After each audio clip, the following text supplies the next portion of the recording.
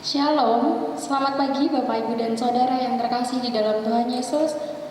Ucapan syukur terus kita naikkan kepada Allah karena kita masih dipertemukan dalam ibadah virtual pada pagi hari ini. Dan kiranya anugerah dan kasih Tuhan boleh senantiasa membuat hati kita bersukacita seperti firman-Nya di dalam Efesus 5 ayat yang ke-19. Dan berkata-katalah seorang kepada yang lain dalam mazmur, dalam kidung puji-pujian dan nyanyian rohani. Bernyanyi dan bersoraklah bagi Tuhan dengan segenap hati kita. Biarlah lagu pujian kita boleh terus mengalir dan tetap tinggal di dalam hati kita. Mari serukan namanya melalui nyanyian pujian nomor 263, Ada Lagu Dalam Hatiku.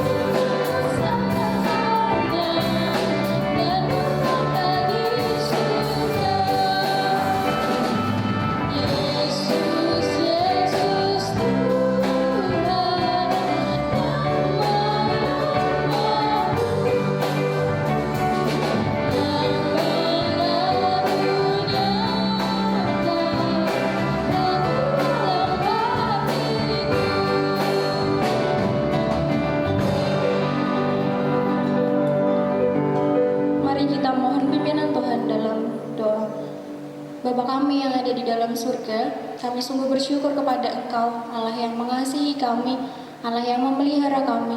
Kami bersyukur kalau saat ini kami masih diizinkan untuk kami beribadah bersama dengan keluarga kami. Kiranya Tuhan sendiri yang boleh memimpin kami, memimpin ibadah kami dari awal hingga akhirnya nanti Tuhan. Dan biarlah Roh Kudus Tuhan boleh menjagai kami sehingga kami boleh fokus kepada Engkau. Kami boleh menyembah Engkau dan meninggikan nama-Mu di dalam ibadah kami. Kami menyerahkan Tuhan ibadah kami hanya di dalam nama Tuhan kami Yesus Kristus kami sudah berdoa. Haleluya. Amin. Kasih Tuhan mampu memulihkan kita. Kasih Tuhan juga mampu memberikan jaminan keselamatan bagi setiap kita yang percaya. Kiranya kasih Tuhan yang selalu memenuhi hati kita boleh terus ada di dalam hati dan hidup kita. Mari bersama-sama kita nyatakan kasih Allah yang sungguh besar melalui nyanyian pujian nomor 126, Kasih Besar.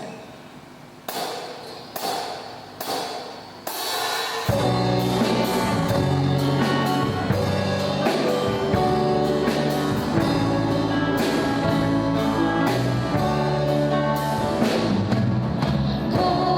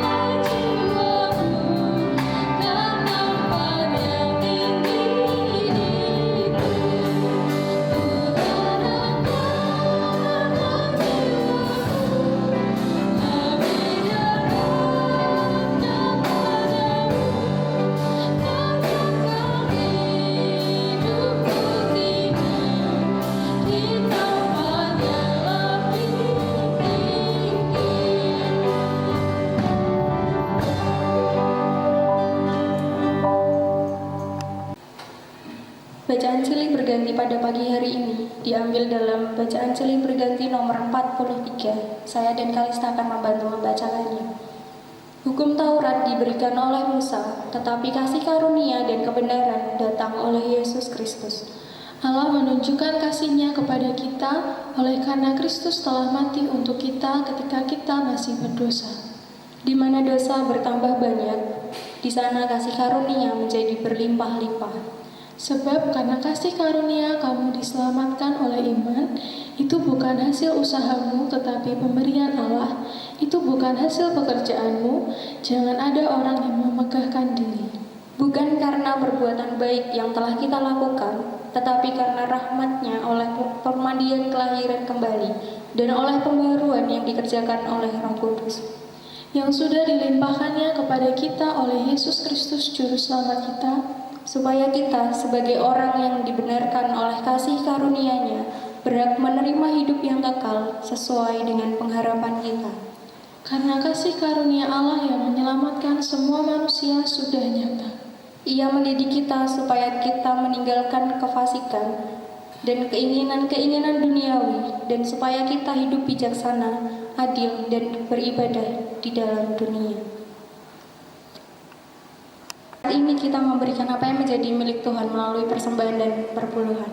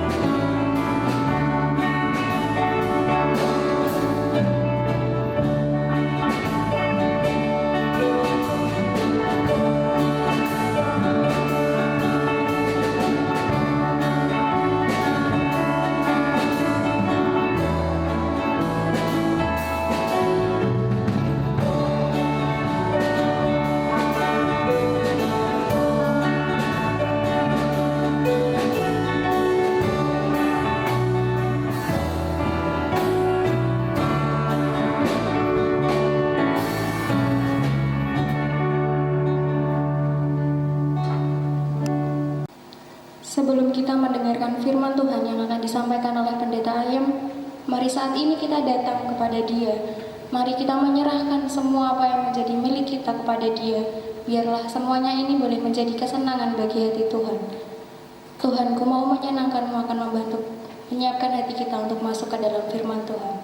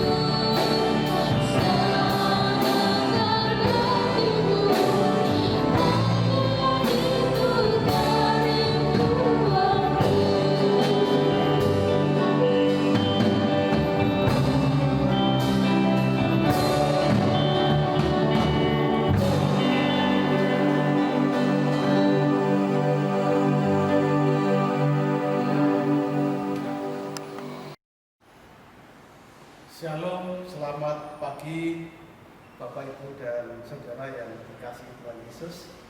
Kita bertemu lagi di minggu pertama bulan Juni 2020.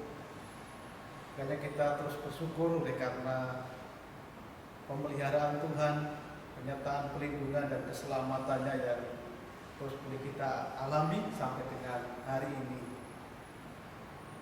Bapak Ibu dan Saudara sekalian yang dikasihi Tuhan Yesus, rasanya kita semuanya sudah lelah ketika kita harus menghadapi sebuah kondisi yang seperti sekarang ini kita alami bersama-sama. Dan saat ini pemerintah sudah mengizinkan di beberapa daerah kota menerapkan new normal. Nah, ketika kita berbicara new normal, ini semacam seleksi alam.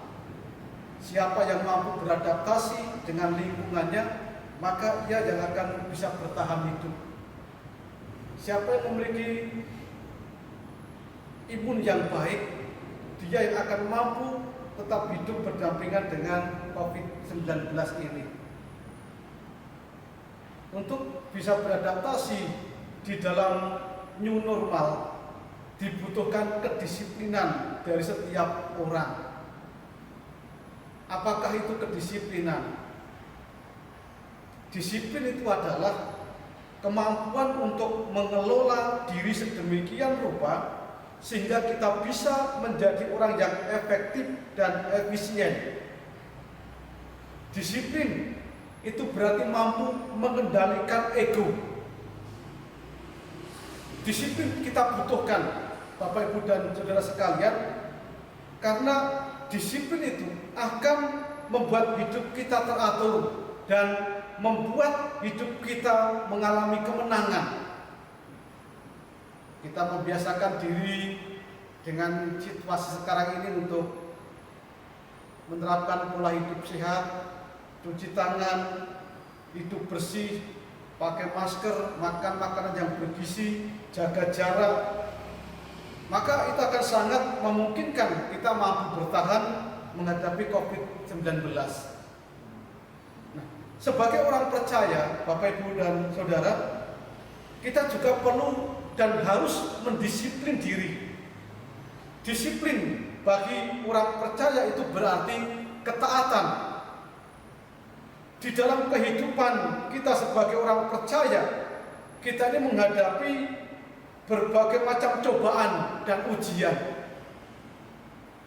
COVID-19 ini bisa merupakan cobaan atau ujian di dalam kehidupan kita. Memang kehidupan kita tidak lepas dari pencobaan dan ujian. Pencobaan bisa datang sewaktu-waktu dan biasanya bisa masuk ke dalam kehidupan kita ini melalui 3 pintu. Yang pertama adalah ego. Itu pintu pertama. Ego. Dikatakan dalam Yakobus 1 ayat 14, tetapi tiap-tiap orang dicobai oleh keinginannya sendiri, karena ia diseret dan dipikat olehnya. Kemudian yang kedua, melalui kelemahan-kelemahan kita. Markus 14 ayat yang ke-38 mengatakan, berjaga-jaga dan berdoalah supaya kamu jangan jatuh ke dalam pencobaan. Roh memang penurut, tetapi daging lemah. Dan pintu yang ketiga adalah kelengahan kita. Seperti dikatakan di dalam Markus 14 ayat yang ke-29, biarpun semua orang tergoncang imannya, aku tidak. Petrus lengah di dalam hal ini. Dia merasa dirinya paling kuat, paling hebat. Dan disitulah sesungguhnya letak kelengahan daripada Petrus. Saudara, itu sebabnya di dalam Amsal 16 ayat yang ke-38 di sana dikatakan, Orang yang sabar melebihi seorang pahlawan. Orang yang menguasai dirinya melebihi orang yang merebut kota. Orang yang menguasai diri artinya orang yang mampu mendisiplin diri. Mampu mendisiplin diri, mampu mengendalikan egonya. Saudara, pencobaan-pencobaan yang datang di dalam hidup kita, ada yang mudah untuk kita lawan, kita hadapi, namun juga ada yang sulit untuk ditaklukkan. Kita semuanya pasti tahu bagaimana betapa sulitnya kita melawan pencobaan, kita mengalahkan pencobaan. Setiap kita pernah mengalami hal itu. Bagaimana kita berusaha melawan dan mengalahkan pencobaan yang ada di dalam diri kita. Tidak mudah memang. Namun sesulit apapun, pencobaan harus dilawan dan ditaklukkan. Untuk itu kita tidak boleh menyerah kepada pencobaan.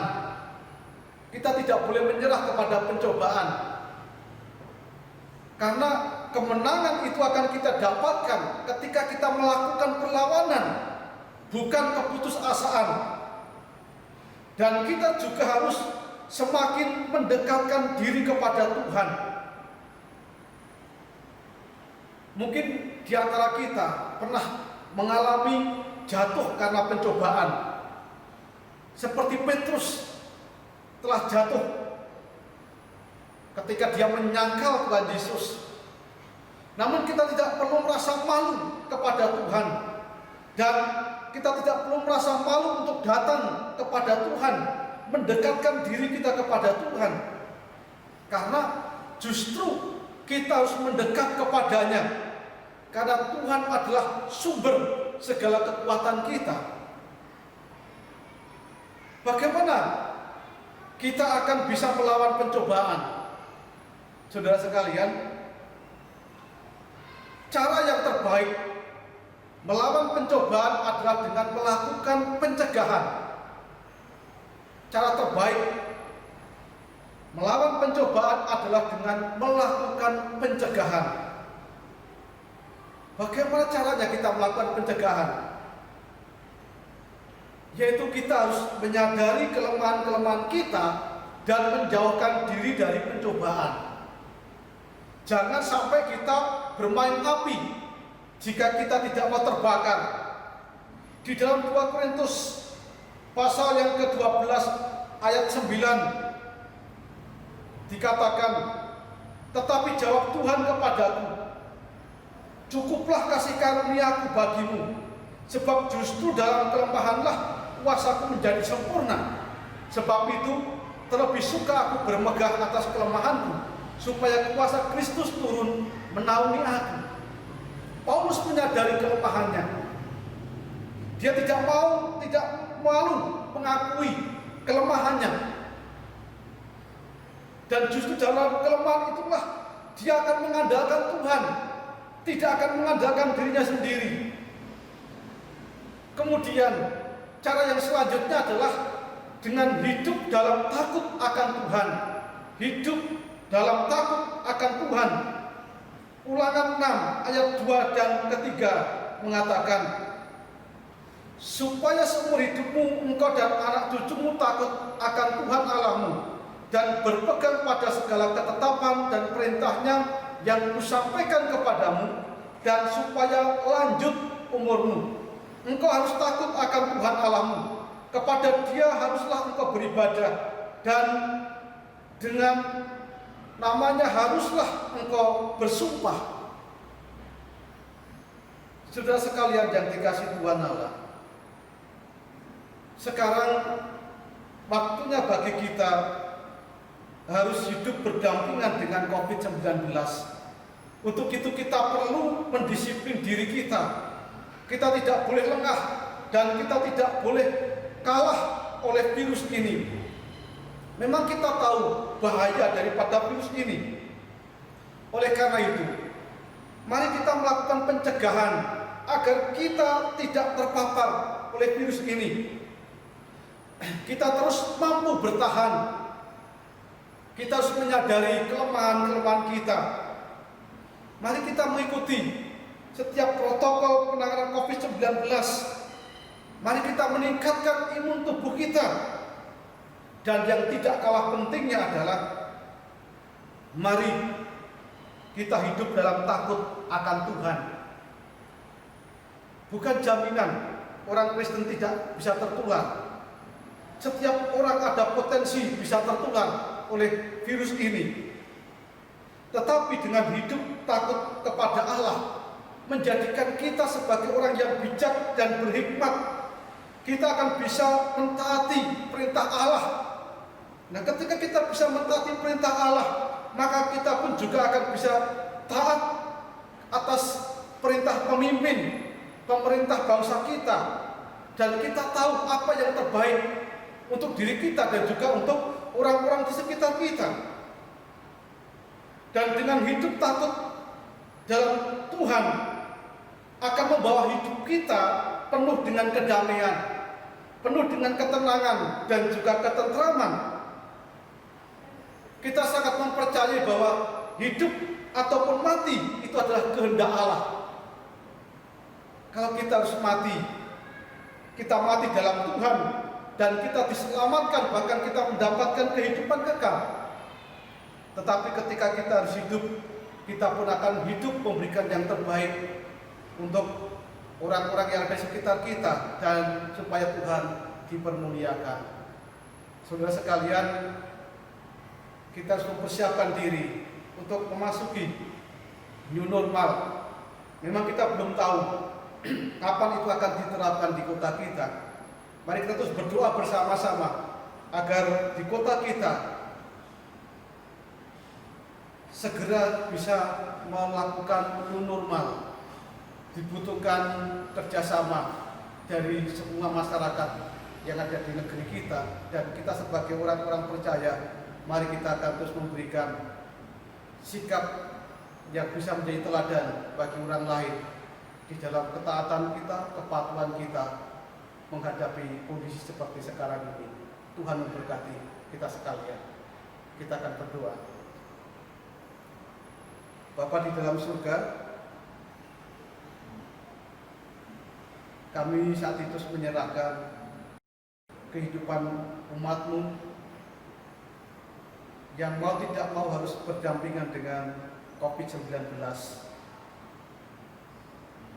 Kami percaya Tuhan bahwa setiap anak-anak Tuhan akan mampu mendisiplin dirinya masing-masing agar tidak akan terpapar oleh COVID-19. Tuhan terus memberikan roh hikmat dan bijaksana kepada setiap anak-anak Tuhan. Dan Tuhan terus memberkati, Tuhan selalu melindungi, Tuhan selalu menjagai anak-anak Tuhan. Engkau memberikan kekuatan dan kemampuan untuk bisa terus bertahan dan mengatasi segala kejenuhan yang dirasakannya sampai dengan hari ini. Kami terus percaya bahwa setiap anak-anak Tuhan dimampukan untuk terus memandang kepada Tuhan sebagai sumber pengharapannya. Dan kami terus percaya bahwa Engkau yang memberikan ketentraman, kedamaian, dan ketenangan di dalam kehidupan anak-anak Tuhan. Terima kasih Bapa Surgawi. Kami percaya juga setiap anak-anak-Mu, seluruh jemaat Tuhan di gereja ini akan menjadi orang-orang yang sungguh-sungguh hidupnya bisa menjadi teladan bagi orang-orang lain di dalam mematuhi setiap himbauan daripada pemerintah, di dalam terus menjaga hidup sehat dan hidup bersih. Tuhan memberkati dan bahkan Tuhan memakai setiap anak-anak Tuhan untuk boleh menjadi saluran berkat Tuhan meskipun di tengah-tengah kondisi sulit seperti sekarang ini. Tuhan memberkati seluruh jemaat Tuhan, berkati kesehatannya. Tuhan memberkati keselamatan, memelihara, mencukupkan apa yang menjadi kebutuhan hidup sehari-hari anak-anak Tuhan. Tuhan juga memberkati pemerintahan bangsa kami, pemimpin bangsa kami dan elit politik, supaya mereka bersatu hati, kompak dalam mengatasi pandemi ini. Dan biarlah tidak ada lagi yang saling menjatuhkan satu dengan yang lain, tapi dengan bahu-membahu pemimpin-pemimpin bangsa kami, elit politik bersatu bagaimana mengupayakan agar bangsa ini segera bisa keluar dari pandemi saat ini. Terima kasih Bapak, berkati juga untuk masyarakat di sekitar kami. Tuhan terus menjaga, Tuhan melawat daerah kami. Tuhan terus memberikan pertolongan dan Tuhan akan terus melakukan semua yang terbaik untuk anak-anak Tuhan dan orang-orang di sekitar kami. Di dalam nama Tuhan Yesus Kristus kami berdoa. Haleluya. Amin. Bersyukur untuk firman Tuhan yang boleh kita dengar bersama. Semoga Allah yang sumber damai sejahtera menghidupi kita dan semoga roh, jiwa, dan tubuh kita boleh terpelihara dengan sempurna di dalam Yesus Kristus. Mari kita responi firman Tuhan dengan nyanyian pujian nomor 230, Kuserahkan pada Tuhan.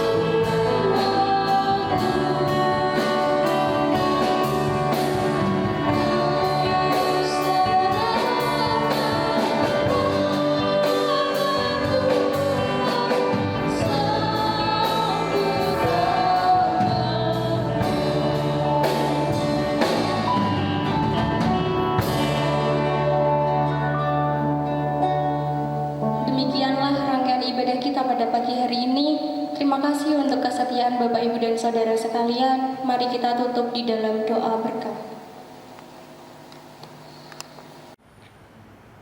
Saudara yang dikasihi Tuhan Yesus Kristus, sekarang marilah kita menerima berkat Tuhan. Tuhan memberkati engkau dan melindungi engkau. Tuhan menyinari engkau dengan wajah-Nya dan memberikan kepadamu kasih karunia. Tuhan menghadapkan wajah-Nya kepada engkau dan memberikan kepadamu damai sejahtera. Sekarang kiranya berkat rahmat yang dari Bapa Surgawi, kasih karunia dari Tuhan kita Yesus Kristus, dan pemeliharaan Roh Kudus memberkati saudara sekalian dari saat ini sampai selama-lamanya. Di dalam nama Tuhan Yesus. Haleluya. Amin.